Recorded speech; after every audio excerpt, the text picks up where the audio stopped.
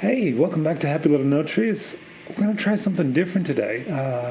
Let's talk a little bit about Superman and the new trailer and the color grade, things that you can see in it. You're watching along in the top. You can see we're kind of just scrubbing through some of the shots from the trailer, and yeah. It is one of those things where this shot especially, I'm using a tool called Color Isolator. This is the shot from the trailer that one of the I really liked it. He gets it in the head with a can, but it makes me think of the song. But this Color Isolator, this is from Mononodes. It's just a diagnostic tool that really helps to say, hey, let's just show. Let's just dial out the low angles, and only show the low. And you can see like where we're looking at the low end of the image, what we're seeing is that things are very blue down there. And so that's kind of one of the things that this isolator tool does, is it allows you, it kind of gets rid of the variation of luminance, kind of brings everything together and says, hey, the primary color in his hair, when you're just looking at it, it looks black-ish, but it is actually, it is floating around and it is blue. So his hair is blue. Just very dark. And so this kind of brings everything to a neutral starting point, allows you to kind of investigate and check out what colors do you have in your frame. And if we do this to a lot of the shots of the new Superman trailer, there is a huge blue tint. Yes, that's snow, and that should be white, but it is tinted blue. And so his skin has some color to it, the logo, everything like that. We have this shot here. We can turn it on. And yeah, the high end is, you can see the very bright points start to turn red. So this one is really helpful. So as it gets brighter in the image, so this whole region just to the right of him, there's the shadow of the cavity, and then it rises up, and what you have is it goes red. So there's this hint of red. So you could say it's this classic teal, the classic split tone of a warmer high end and a cooler low end. And you can see that if we just go, let's just show the high. So we're going to strip out everything that's low, and what's left is, as we pinch down and neutralize it, we get that nice, more rosy. It's still, if you look at the scopes, it is still just barely red. Just barely there. That it has a warmish tint to it. There's other shots. This one, but I mean, that's the sun glaze and everything like that. So yeah, it's just a really interesting tool to kind of do diagnostics, because here's the thing. What if you wanted to mimic some of the things that are going on in this grade? Look at that. His dog is blue. That white fur of the dog is tinted heavily blue.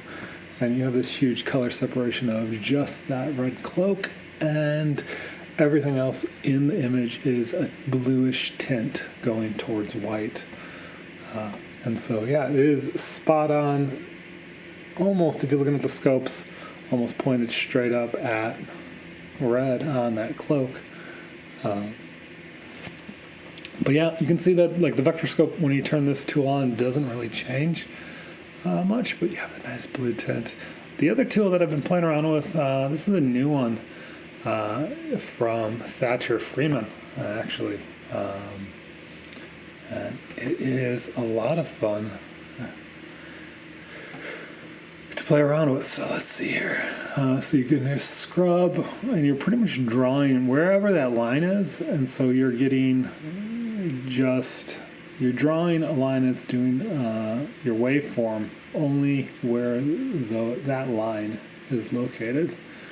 And so you can kind of see how things are. If we go to a shot like what we're looking at, let's click through. Let's see there's that. So there's settings we can change. You know, there's histogram, so you can do histogram style, bloom versus hue. He has different options there. I like the RGB waveform. One of the things that we can see here when we're talking about things that are bluish, I'm trying to see where my clips are at. As we look at this trailer, so here he is in grass. We can just move scope position a little way out of the way a little bit. And we can slide it up to just his hair. So we'll just go like this. We're going to just move that X, and we're just going to pinch all on his hair. And you can see in his hair, we have very low luminance. The red drops off, and then we have the green and the blue. And we can spin that second point around to, oops, that's not the right one, to this wider spot of the image, and you can see overall there is a bluish tint to everything that's going on, like we saw with the color isolator. But you can see down in the dark, there is a huge swath. The separation allows you to kind of see various things that we just kind of play around with. And this is kind of just part of that investigation of looking at what is going on in terms of the color grade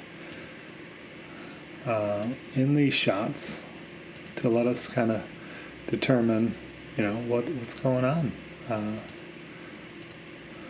and make determinations, because now we can go, all right, so everything is tinted blue, and to a degree where is that shot? Yeah. So even here we can see that there is blue tint in his hair, and moving through on the edge, the sky is blue tinted. But that allows us to say, hey, we can take a still. So this is a production, behind the scenes still. We can turn that off. Right now, I just have it kind of zoomed in right now. Let's see, I had an edit size, and I was kind of just making sure it was just a 4:6. Kind of just make it fill the frame. There we go. And I was just playing around with, turn that off. We can, so this is just taking it from sRGB, putting it into Davinci Wide Gamut so we can play around with it. And we have it coming back just out to Rexon. I'm using a stock CST. That's, just rarity for me, actually. Cool. So yeah, we can kind of play around with trying to match that contrast, and think through some of the options. So this is kind of where I was at. And what I was doing was I was pulling down in the low end. So this is gamma linear, and putting a little heat up into the high end. And now if we go to that color separator of that image, you can see we're starting to get that bluish tint in the hair, and the highlights are getting that warmish tint as well. And that's what we can compare with that. And so that's one of the things that we're looking for. The other thing that I saw in a lot of shots was vignettes. So the corners of the frame tend to be dimmer than the rest of the frame, and this is just kind of just visually scrubbing through. You can see it here, you can see it here, especially where they did vignette to put the focus on the flag. So that's another thing to add. There is a little bit of vignetting here. This one has vignetting. Definitely framed up. The corners of this image are a lot darker. You can see it in the highlights as you go over across the top. As you move to the corner, when it's looking straight back, it should be generally the same, but you can see that the luminance gets a little bit, starts to feel like it's dimming out. Here, a little dark. It's a really good job of keeping things as a trailer. Oops, that's my shot that I brought in. Center focused. So, this is not a chaos edit when it comes to the edit. You are constantly looking at the center of the frame for this trailer. and rarely are you allowed to look away from the center.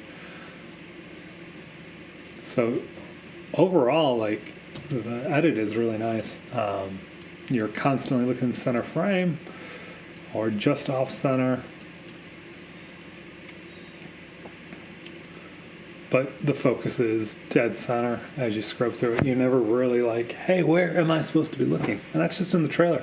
And so that's kind of one of the things that I'm like a little bit excited. Like, this isn't going to be a chaotic Michael Bay.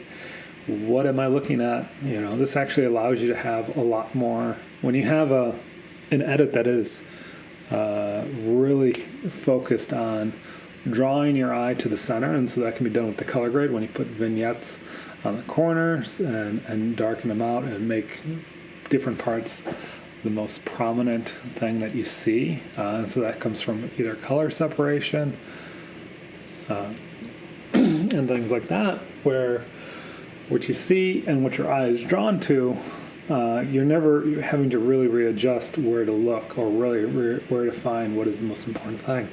And so just from the trailer standpoint, I'm kind of impressed. There's going to be such a focus and care. Hopefully that translates to the full movie, that you're not walking away going, what did I just watch and what was I looking at? But yeah, usually when you have a chaos edit, kind of like Michael Bay style for Transformers, you have to have a longer clip. You can cut more and make things more fast-paced and cut to different angles if you're never having the viewer waste the pennies in their brain of their attention span to have to drift around and figure out what's going on. If you have to have them figure out what they should be looking at in an image, you actually have to make that cut a little bit longer. So you actually slow down the pacing of your film when you're having it be more chaotic, whereas you can be tight and clean and crisp. And I'm hoping, yeah, it would be great if this was a 90-minute movie. It doesn't need to be 3 hours long or something crazy like that. It just needs to tell a good story. But from the color standpoint, I don't mind the blue hair. I think you'll game regulate and you'll just get used to that bluish tint in the blacks. You can see that with the line scopes here, and this is really good. Just bring that back up. But overall, like if you were to go to try to replicate this grade, that's one of the things that you're going to be wanting to make sure. It feels like if I was to draw in my mind's eye what the curve should look like, it definitely, we could probably just go, let's just bring contour up and I can show you on the screen. Yeah, button. So if I was shaping the curve, and I'd have to be using different tools to figure out what I want in contour. If I was shaping that curve, it is definitely a shadow hue that is blue. You can actually probably, if I do, maybe if I move this around, let's try that. And just pump this directly in. I never really thought about doing this. Actually, it makes a lot of sense. Come on. Why is my thing being jumpy today?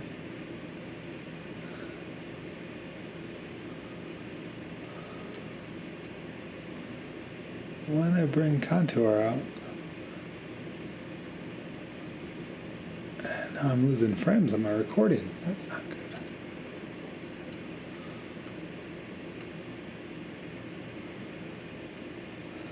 Why are we jumping? Why are we jumping?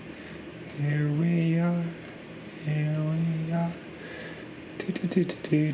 Hi, my mouse isn't clicking. So if we look at the curve and we show that split curve and we do that split curve and we go with this button and we turn this one on, we can steer that shadow hue to match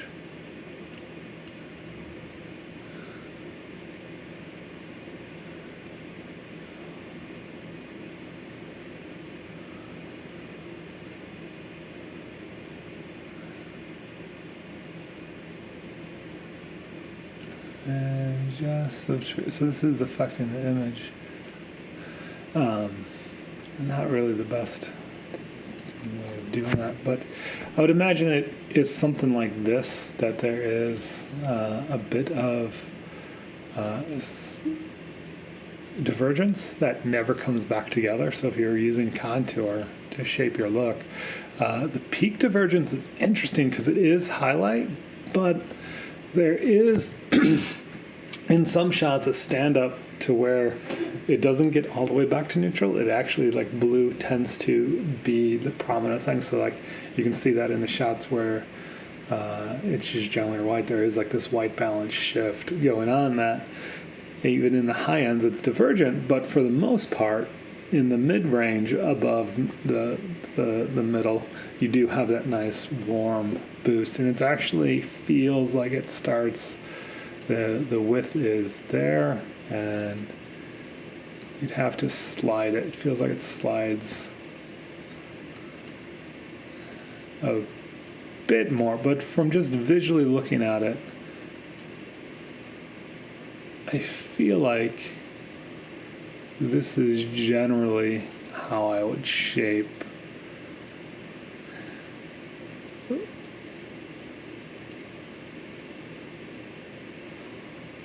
the curve for, so you have a bit of a more stand-up thing going on.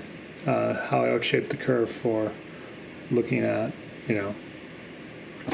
getting that split tone that is kind of prominent throughout the thing. Let's shift in the white balance towards blue. Very strong, light blue cyan, but it seems like they were trying to play with that.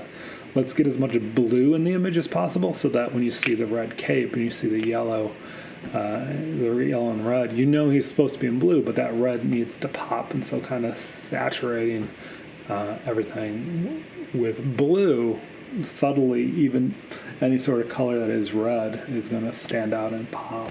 But anyways, if you like the trailer, please like, subscribe, drop down in the comments, and yeah, if you like this little commentary on it, let me know, and maybe I'll do another one on another trailer or film, and take the time to pull clips together and figure out how to do that.